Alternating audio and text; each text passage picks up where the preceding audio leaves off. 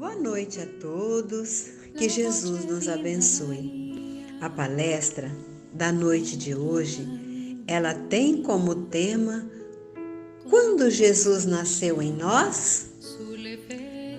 Toda a fala da nossa irmã em Cristo, Fernanda Roberta Sasso Melo, será pautada em cima dos ensinamentos do Cristo Jesus. Então, meus irmãos, vamos orar? Senhor Jesus, amigo de todas as horas, de todos os momentos, bons ou ruins, está sempre a nos orientar, nos amparar, nos impulsionar sempre à frente, avante, sempre com as melhores palavras e os melhores sentimentos. Nesse momento tão especial da palestra, estamos todos ligados num só pensamento, num só sentimento. Sentimento esses nobres, abertos ao melhor que possamos aproveitar nessa noite. Que os ensinamentos do Cristo Jesus possam calar fundo em nossos corações, nos dando a paz, a serenidade e o discernimento. Mestre Jesus, nos envolva nesse momento tão especial da palestra, que enquanto estivermos assistindo a palestra, que só o Espírito Santo de Deus possa nos envolver. Que o Senhor possa ainda, Jesus, abrir o nosso canal da inteligência para que absorvamos tudo que a nossa irmã Fernanda Sasso vai falar para a gente. Então, Jesus, nessa noite tão linda e especial, eu te convido, continue conosco, hoje, agora e sempre. Que assim seja, Jesus, graças a Deus.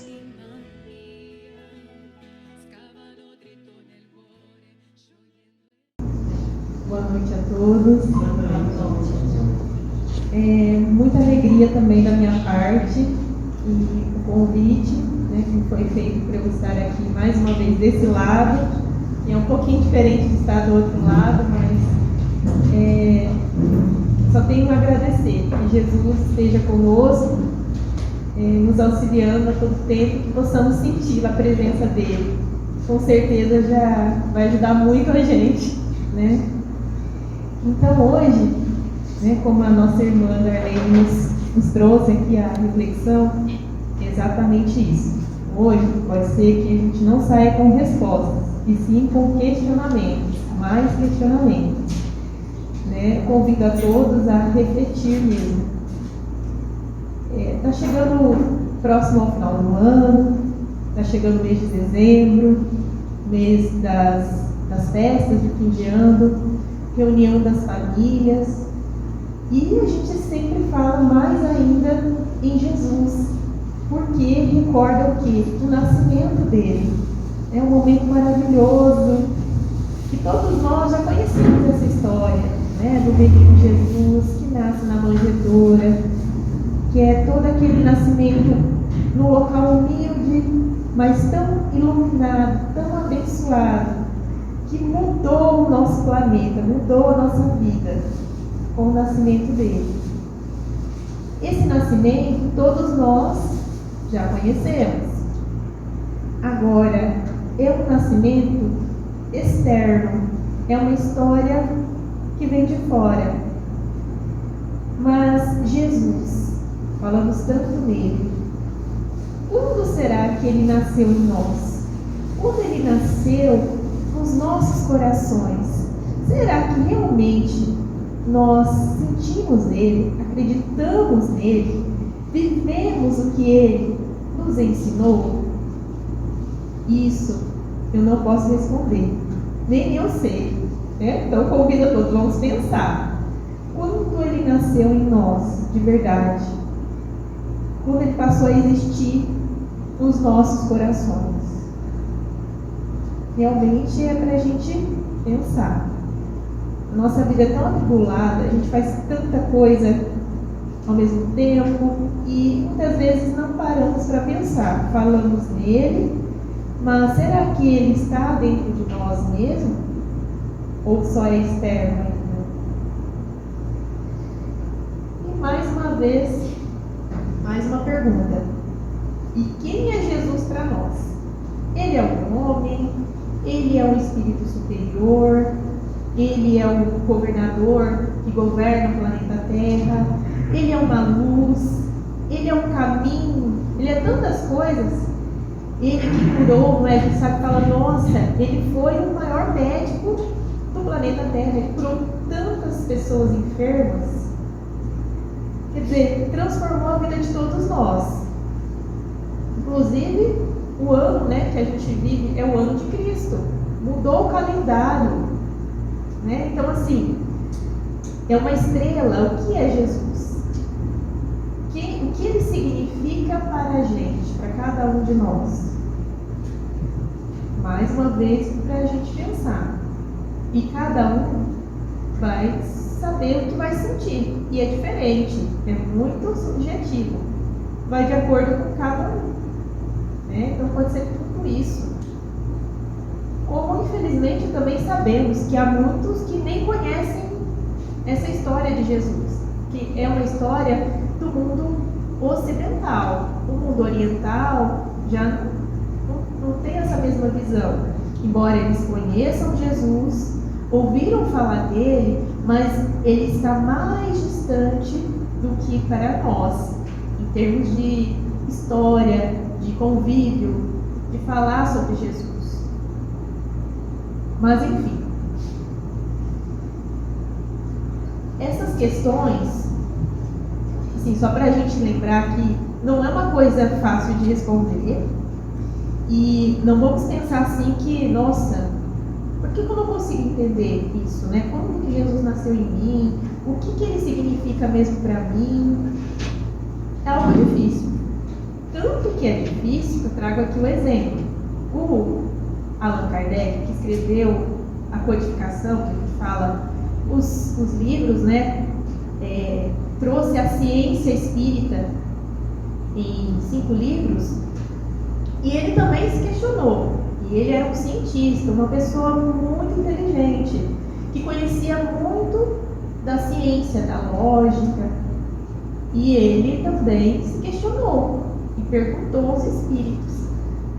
A questão aqui 625 do Livro dos Espíritos, ele pergunta: qual o tipo mais perfeito que Deus oferecido ao homem para lhe servir de guia e modelo? E aí eles respondem simplesmente: Jesus. Então ele é um guia, um modelo a ser seguido. Tá, ok. Então, Kardec nos traz aqui. Então, para o homem, Jesus constitui o tipo da perfeição moral. Então, olha, ele traz aqui Jesus como algo perfeito, moralmente. Não fala aqui questões de inteligência intelectual, de raciocínio lógico, nada disso. Aqui ele está falando da questão moral. Ele é um guia para chegarmos à moralidade perfeita. E ele diz aqui: a humanidade pode aspirar na Terra, ou seja, que é algo possível, que nós podemos chegar a esse ponto, dessa perfeição moral. Mas ainda assim, fica muito vago. O que é perfeição moral? Também não é fácil saber entender isso. O que é? Tudo bem, eu sei que Jesus é o guia, o modelo a ser seguido, é uma perfeição moral. Todos nós devemos segui-lo. Mas o que seria isso? E mais uma vez, Kardec pergunta também, na questão 629, do Livro dos Espíritos. Que definição se pode dar da moral? E os espíritos superiores respondem: a moral é a regra de bem proceder, isto é, de distinguir o bem do mal. Veja bem, está começando a gente entender um pouco mais, né? Então, que Jesus, ele é um modelo e guia à perfeição moral. E o que é a moral que eles trazem aqui pra gente? É o bem proceder. E como eu vou saber proceder bem? Quando eu saber a diferença do bem e do mal, do que é certo e do que é errado. Ok, ajudou, mas ainda assim está vago. Por quê? O que é bem e o que é mal? É muito subjetivo. O que é bem para mim pode não ser para você. O que é mal para você pode não ser para mim. Continua muito vago, muito subjetivo. Então, Kardec pergunta também, na questão 632 do Livro dos Espíritos, para os espíritos superiores: estando sujeito ao erro, ou seja, todos nós sabemos que somos imperfeitos e que erramos muito na nossa vida. Já é um fato, todos estão inclusos aí. Kardec também está incluso. Aí ele diz: não pode o homem enganar-se, a gente não pode se equivocar na apreciação do que é bem e do que é mal, e crer que pratica o bem quando em realidade pratica o mal. Às vezes, na sua cabeça aquilo lá está certo, mas será que é o certo mesmo? E se a gente for ver a história, quantas coisas que hoje a gente entende que é uma barbaridade, na época de Jesus mesmo não era. Era algo normal. O divertimento deles mesmo, imagina, o divertimento deles, que hoje pra gente é um futebol, né? Tá lá um jogo, é uma forma de divertimento. Para eles, o divertimento era o quê? Era matar as pessoas lá dentro no circo, né? E tinha as feras, os leões que matavam os cristãos. Para eles isso é normal, era normal, não era errado. Hoje nós vemos isso como algo totalmente errado, muito errado. E dentre muitas outras coisas, né? A mulher mesmo. Nossa, na época de Jesus a mulher não era nada. A mulher não podia sentar à mesa com o homem. Ela não poderia falar nada sem pedir permissão ao homem. Trabalhar então, coitada de nós mulheres, ainda bem que não somos desse tempo. Que para a gente poder trabalhar, nossa, praticamente nem tinha quase profissão. Né? Então, assim, era muito difícil. Mas para eles isso era tudo normal. Não era errado, nada disso. Para a gente hoje isso é errado. Mas tá vendo que o que é mal e o que é bem muda muito de acordo com o tempo, com a história, e continua mudando. Tanto a verdade, as nossas leis não mudam o tempo todo, não criam-se novas leis. O que era errado ontem, hoje é certo, o que é certo hoje pode não ser amanhã. Vivemos aí numa sociedade do conhecimento que a gente fala líquido, que muda muito as coisas. Então realmente é complicado você entender, distinguir, saber distinguir o que é o bem do que é o mal. E daí os espíritos respondem a Kardec. Ele diz: Jesus disse: vede o que querieis que vos fizessem, ou não vos fizessem. Tudo se resume nisso. Não vos enganareis. O que ele está querendo dizer?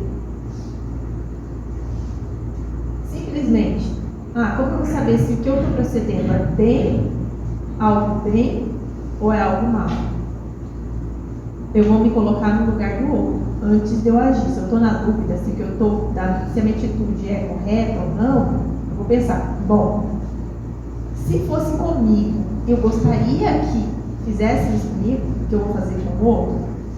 Se eu disser que sim, ok, então eu estou procedendo bem, estou agindo bem, estou aí chegando aí nessa moral do Cristo.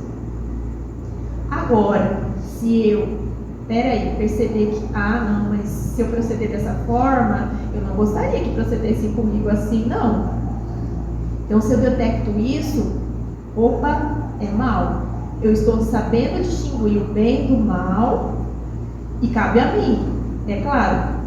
Ele diz na questão, bem proceder, ou seja, eu sabendo que aquilo lá é certo ou errado, e mesmo assim eu praticar, por exemplo, o mal, eu não estou bem procedendo. Eu não estou chegando próximo, aí deixando que Jesus nasça em meu coração. Então, para eu deixar que Jesus nasça no meu coração, eu preciso fazer essas reflexões. Eu saber distinguir o que é bom, o que não é bom, o que é mal, o que é bom. E sabendo isso, proceder de acordo com o que é o bem. Ok, até aí é possível realizar isso. Mas será que a gente consegue fazer isso o tempo todo? Não tem momentos na nossa vida que a gente não pode nem pensar assim, que é tudo muito rápido? Porque, querendo ou não, isso você demanda tempo para você tomar essa atitude, para você refletir. E nem sempre, no calor das emoções que a gente se encontra, a gente vai conseguir fazer essa sintonia, fazer essa reflexão rapidamente em tudo. E daí? O que acontece? Como resolver isso? Já que a nossa vida é cada vez mais dinâmica, como a gente faz para resolver isso? Então, Humberto Paziano, ele nos traz aí algumas reflexões, algumas lições práticas que podemos utilizar na nossa vida. E ele diz: procure todos os dias, ao se deitar, antes de dormir, fazer um relatório mental de todas as suas atitudes.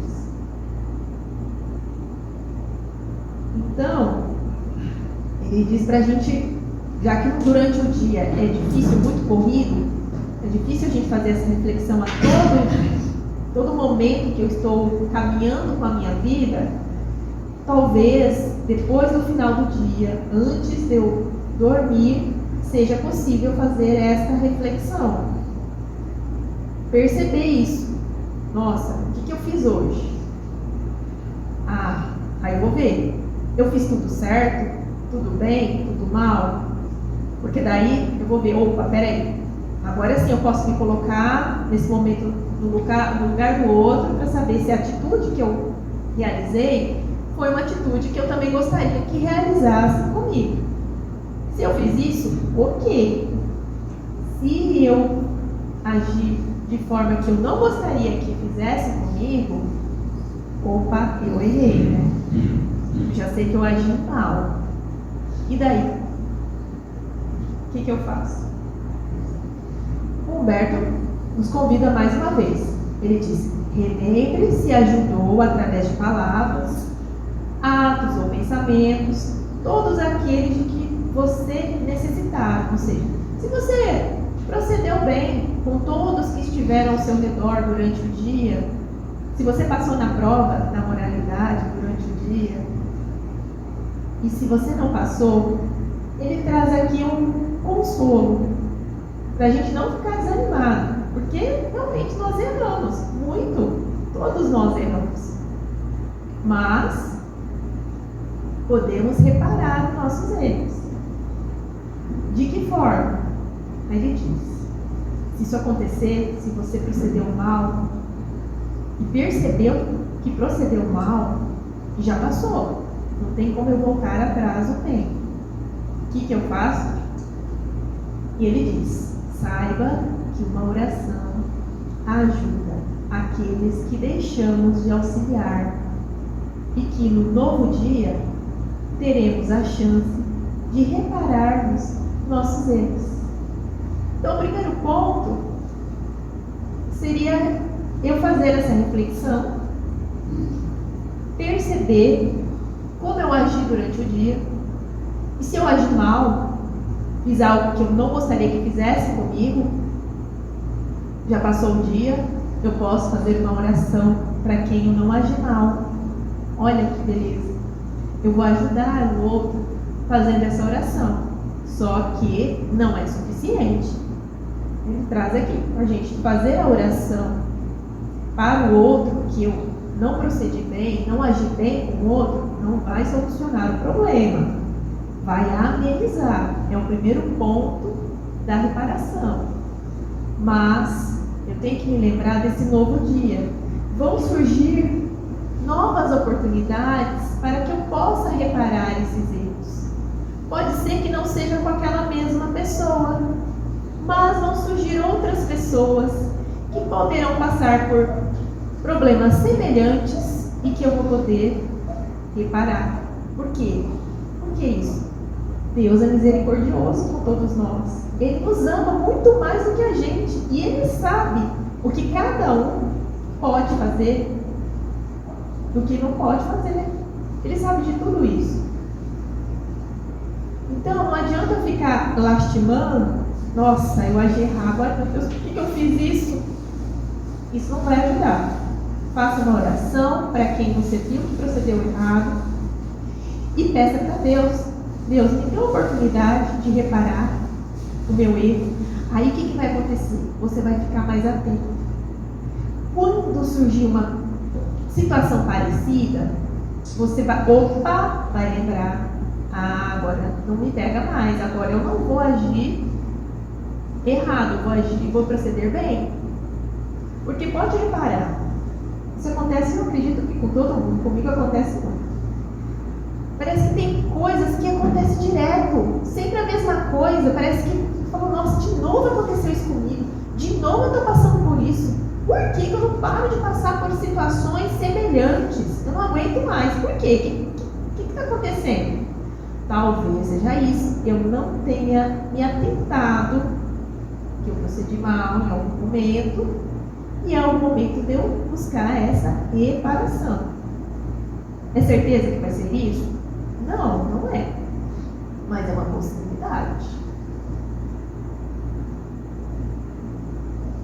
Essa é a forma mais prática de deixar que Cristo nasça em nossos corações. Porque nós vamos estar nos esforçando. E é isso que Ele quer da gente. Ele sabe que a gente vai errar. Ele conhece a gente muito melhor do que nós mesmos. A única coisa que Ele quer é que a gente dê o nosso melhor. E como que eu vou dar meu melhor? Me esforçando. E essa é uma forma de se esforçar, fazendo oração para quem eu causei mal. E no final do dia, antes de dormir, buscar essa reflexão. Se colocar no lugar do outro, se eu agir conforme eu gostaria que agisse comigo.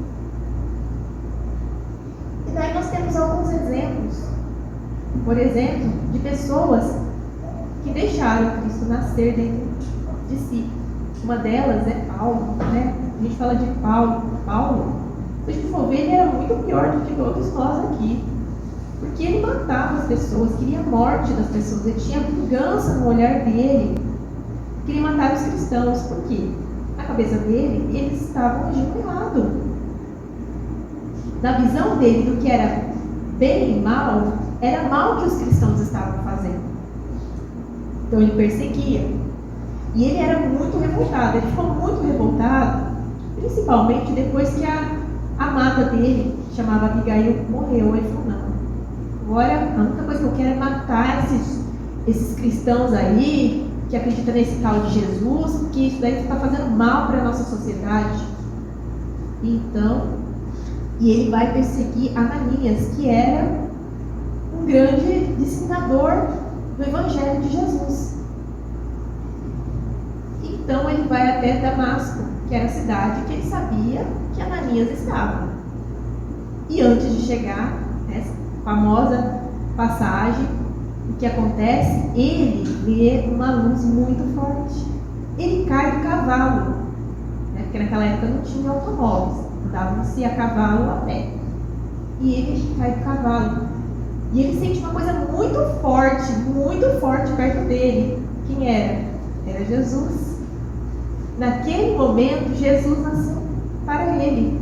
E ele ficou tão extasiado com aquela luz, com aquela energia positiva, que ele só soube falar: o que queres que eu faça?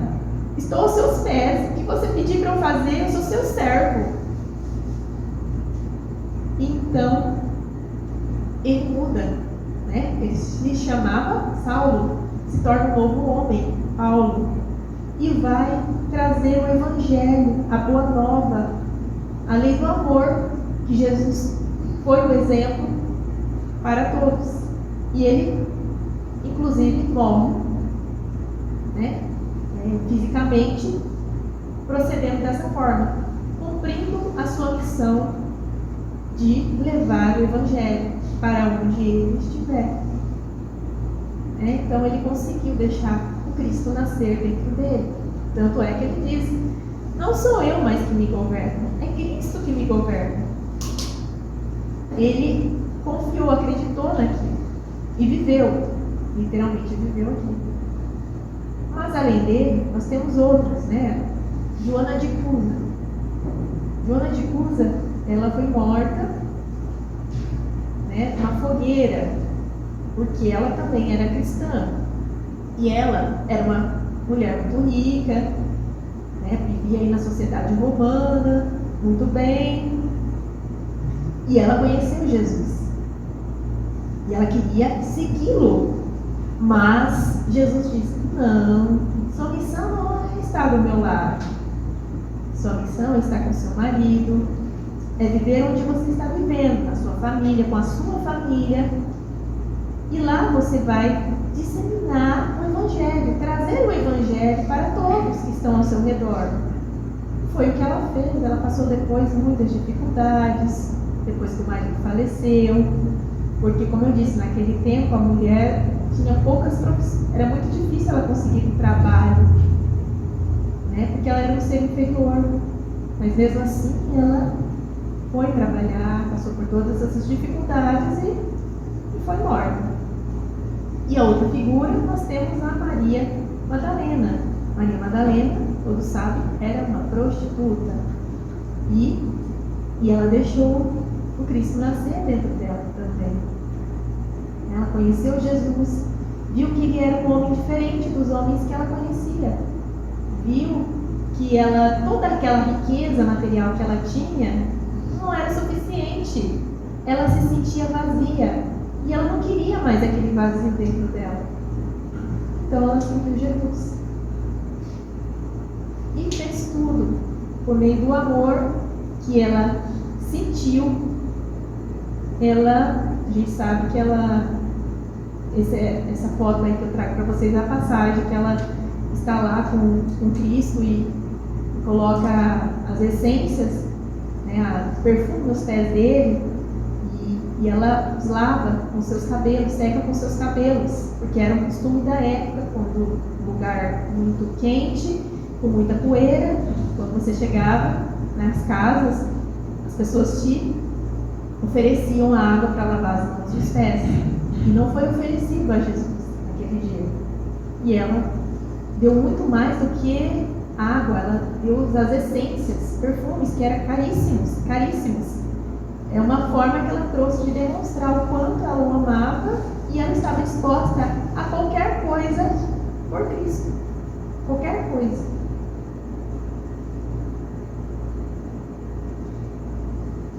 A Odília Gonçalves também nos traz que essa boa nova, que é a notícia, né, da existência de Jesus, é a maior, a notícia maior de todas. Ela é libertadora. conhecer o Evangelho de Jesus e vivê-lo, a maior novidade que todos nós já podemos conhecer nessa vida, que é algo grandioso, maravilhoso.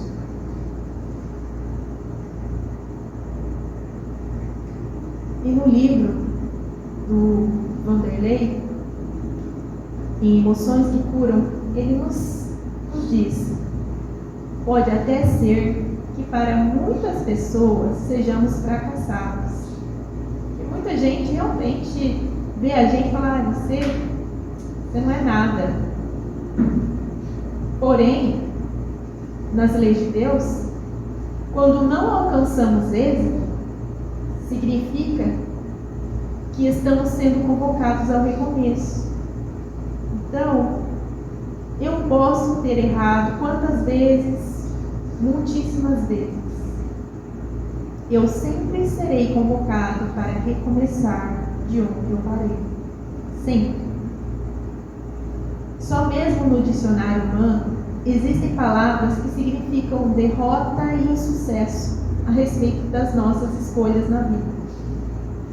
Na lei divina, impera a bondade, a misericórdia, o amor e o determinismo de atingirmos a perfeição. Acreditar nisso significa não aceitar a opinião de quem só enxerga o nosso lado sombrio. De mãos dadas com Deus, retomemos o curso e acreditemos no bem em nós. Deus conta apenas com o nosso melhor. Ele não espera a perfeição, mas Ele quer que a gente tenha o nosso melhor. Para Ele isso basta. Então não se importem com a opinião dos outros, porque os outros, muitas vezes eles criticam a gente mesmo abertamente. E às vezes eles estão certos, nós erramos, fracassamos. Não fracassamos. Erramos, sim. Mas não somos pessoas fracassadas. Nós, a todo tempo, enquanto nós estamos aqui, todo momento que eu acordo cedo, eu sou convocada para recomeçar da onde eu parei. Então, é o momento que eu tenho, é hoje. Eu não sei o que vai acontecer comigo amanhã, mas hoje eu acordei, Deus está dizendo para mim: olha, agora é o momento de você recomeçar da onde você parou, tá? Dê o seu melhor hoje. Eu não quero só a perfeição, mas o que você pode dar de melhor, eu quero. Se você só pode me dar R$1, me dê R$1. Com o tempo você vai poder me dar mais. Com o tempo você vai poder se doar mais moralmente. Mas se você pode me dar R$1, eu não aceito 25 centavos. Eu quero R$1, sim. Entende? Eu quero que você faça a reflexão do que você fez durante o dia, do que você errou, e recomece sempre, porque eu nunca vou desistir de você, nunca. Então não se desista. Aí eu trago pra gente uma história de Rebeca. Rebeca é aquela história que todo mundo já ouviu falar do óvulo da viúva, né? Que é a viúva muito pobre, e ela deposita algumas moedas insignificantes, economicamente falando. E Jesus traz nessa passagem, junto aos discípulos, no templo, lá em Jerusalém, ele diz: olha, tá vendo aquela senhora que está depositando aquelas moedinhas? Ela foi a que mais se esforçou aqui, muito mais do que todos os outros que depositaram muitos, milhares de moedas. Ela deu o seu melhor. Aí eu disse: mas ela só deu umas moedinhas. Era o que ela tinha. Ela deu o que ela tinha. Tudo o que ela tinha. Os outros deram as suas sobras, mas ela não, ela deu tudo o que ela tinha. Então ela se esforçou muito. Essa história todo mundo já conhece. Mas o que acontece? O espírito Leon Tolstói, ele nos traz essa passagem que essa senhora estava com sua neta, que se chamava Rebeca, que ela criava. E o que acontece com essa senhora? Nesse mesmo dia, ela desencarna. Ela morre lá em Jerusalém. E ela foi feita lá a sepultura dela, e a neta ficou desolada. E a única pessoa que ela tinha era a avó, porque a mãe faleceu e o pai a abandonou. Ela era muito jovem, dizia: nossa, vou ter que voltar para o vilarejo sozinha, desamparada. E hoje a gente vai falar: uma mulher sozinha pode conseguir tudo o que quer. Mas naquela época a mulher não tinha quase nada, não poderia trabalhar, se sustentar. Era muito difícil para uma mulher sozinha. E aí o que aconteceu? Ela foi deixando a caravana passar e ela ficou atrás, refletindo, muito tristonha pelo falecimento da sua avó, que morreu feliz. Ela cumpriu a missão dela. Ela levou lá as moedinhas no templo. Ela deu o que se esforçou, então ela morreu em paz. E Rebeca, então, o que acontece com ela? Uma tragédia. Naquele dia, ela se afastou e um senhor a pegou, colocou o pano na boca dela, como se diz, drogou ela, naquele momento, e violentou-a. Depois ela acordou, estava num beco cheio de ratos, e viu que as roupas dela estavam todas rasgadas. E ela viu que não tinha mais a caravana, ela estava sozinha naquele beco. Imagina, uma moça que nunca tinha saído do vilarejo passar por isso, ainda ser violentada. Ela sentiu dores no corpo dela e ela foi em direção ao templo. Viu que já não tinha mais a caravana, foi lá dormir e foi acordada a pontapés por uma pessoa que estava em torno do templo. A tratou muito mal e deu uma moeda para ela. Diz: aqui não é o seu lugar, sai daqui, aqui é a casa de Deus, vá para aquele lugar ali, ó. Mostrou para ela: lá é o seu lugar. E onde que era? Um prostíbulo. Ela não sabia, ingênua, foi com aquela moedinha que ele deu. Ela comeu um pouco, ela estava com fome, não tinha comido nada, e foi até lá. Chegou no prostíbulo, o que acontece? Ela falou: olha, aquele senhor que estava lá no templo falou que o meu lugar era aqui. Aí a dona do prostíbulo falou assim: não, aqui não é lugar para você. Logo se percebe que você sabe o que é aqui? Aqui é um prostíbulo, que as mulheres vendem o seu corpo. Você não me parece ser esse tipo de mulher. Ela falou: realmente não sou. E ela conta a história e diz. Aí a mulher, dona do prostíbulo, diz: realmente, não tem onde você ir. É melhor você ficar aqui do que você ficar na rua. E oferece um emprego para ela. Olha, a gente pode te dar um emprego, você vai se alimentar, vou te dar algumas moedas, pouca coisa. E ela aceita. Falou: só que você é muito bonita, então a gente vai ter que dar um jeito.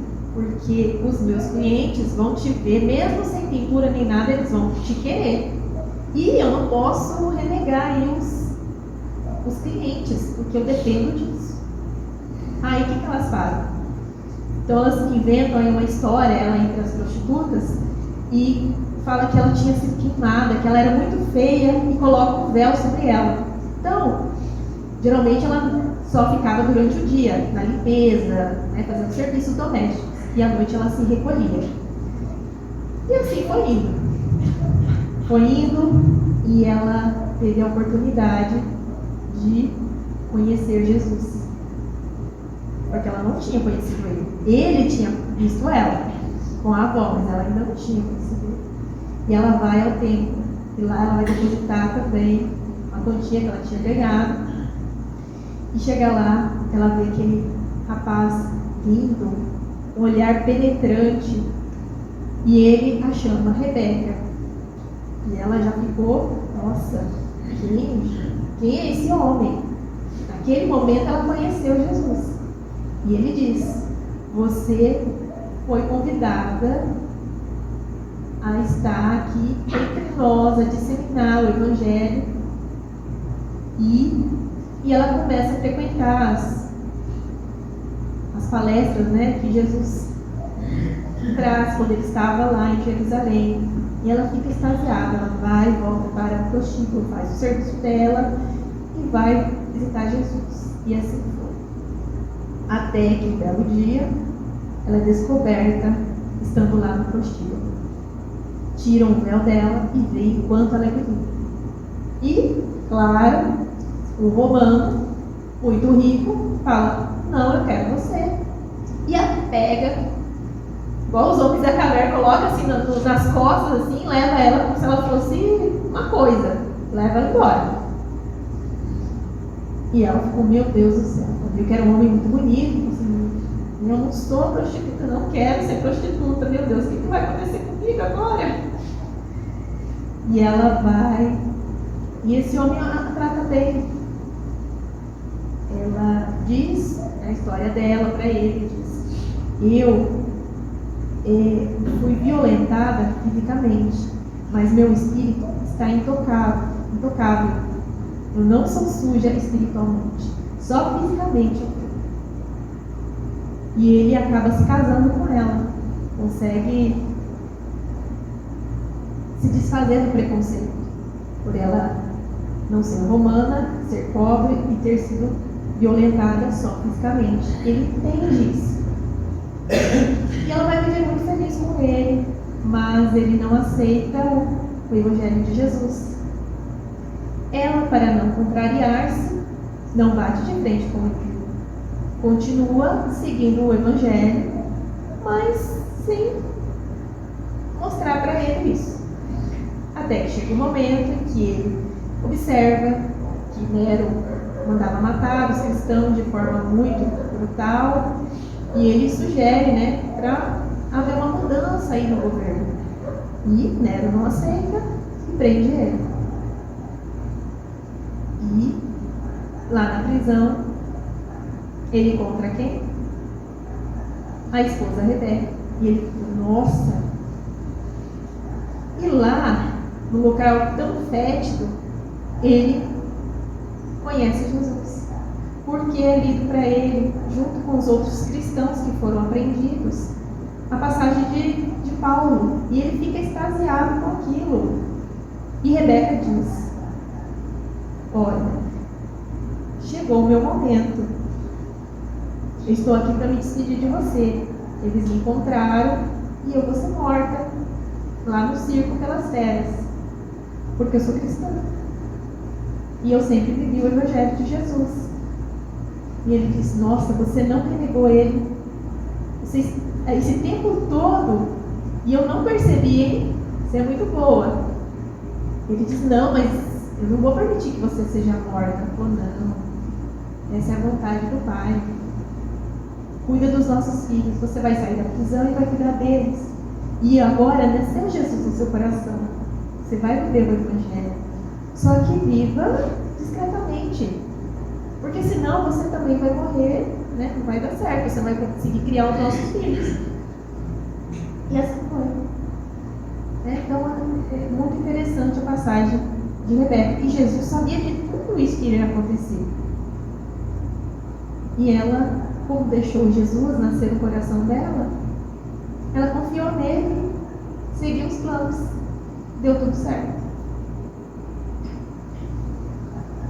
Então agora, nesse momento, eu vou passar para vocês, para a gente finalizar, o momento espírita, realizado no dia 26 de setembro desse ano, que fala sobre a brandura. A brandura.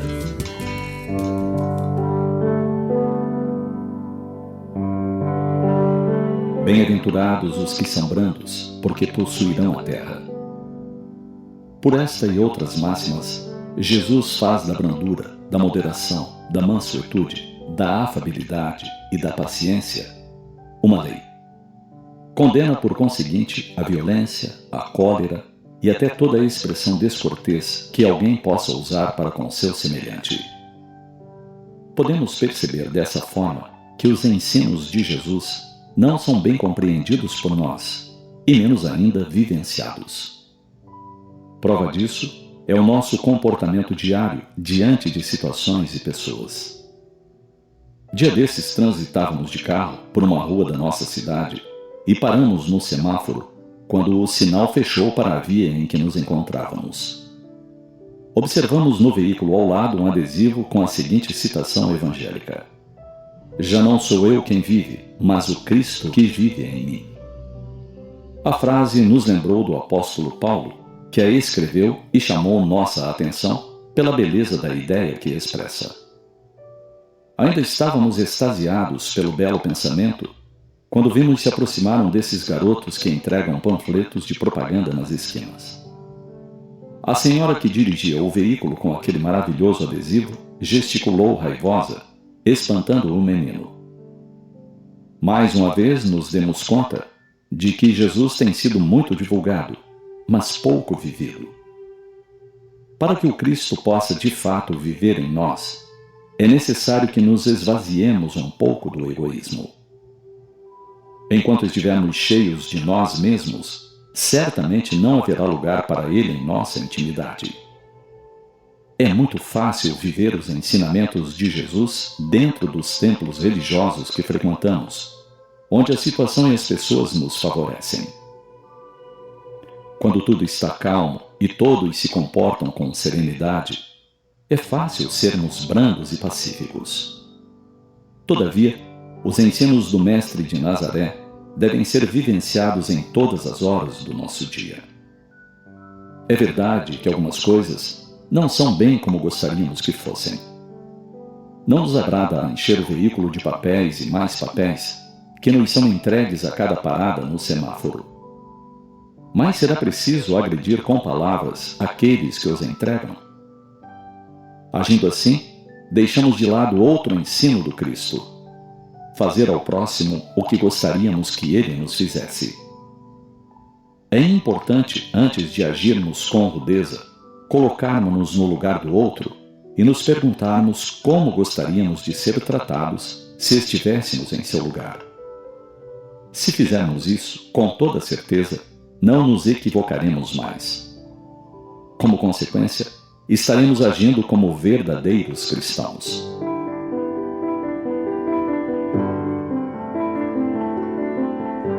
Os mundos, como as criaturas, igualmente evoluem. É dessa forma que podemos entender a afirmação de Jesus de que os brandos herdarão a terra. Nosso planeta, que é um planeta de expiações e provas, se encontra em transição para mundo de regeneração.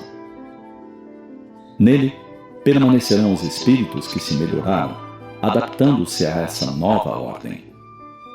Os que persistirmos no mal, iremos para outros planetas de conformidade com nossa condição evolutiva. É assim que se expressa a justiça divina.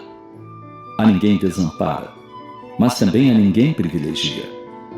Todos temos as mesmas chances. Basta que saibamos aproveitá-las.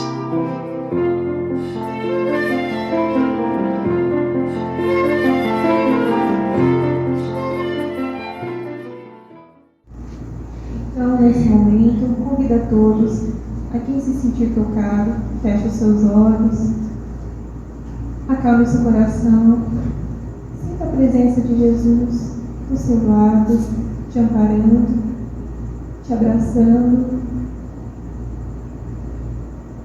em comunhão de pensamentos.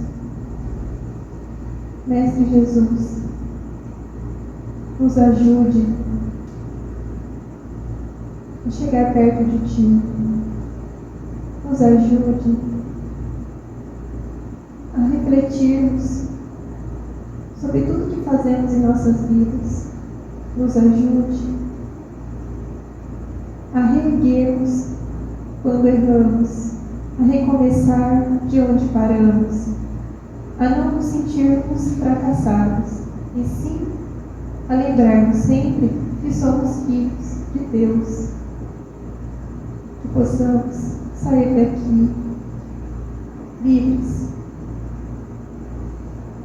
com Jesus dentro de cada um, e levar o Evangelho aonde estivermos, dando sempre o nosso melhor.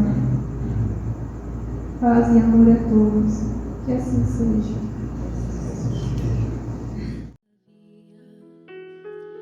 La voce di Maria, dolce melodia, che ci porta al cuore, sempre di più nel cuore di Gesù. Le mani di Maria, sopra l'anima mia, santa benedizione, la sua protezione per la vita mia. La voce di Maria, le mani di Maria, suo sorriso dolce che ci fa cantare.